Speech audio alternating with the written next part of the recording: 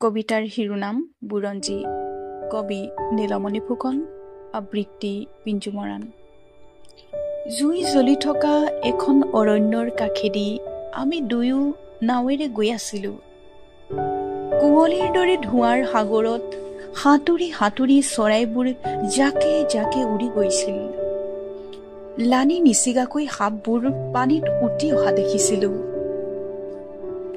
গৈ গৈ আমি বেলি পৰো পৰে বেলিকা পানীৰ নিচেই কাষতে এটি সৰু ঘৰ দেখি নাও চপালো। ঘৰটোত কোনোৱেই নাছিল। এচুকৰ পৰা সিও উমি উমি জ্বলি উঠিছিল। অসহায় ভিখাৰীৰ দৰে দূৰৰ পৰাই বন্দী আকাশখনে উচুপি উঠা শুনিছিলোঁ। আমি আকৌ ধোঁৱা আৰু নিশাৰ মাজেৰে ধীৰে ধীৰে নাও মেলি দিছিলোঁ। ধন্যবাদ।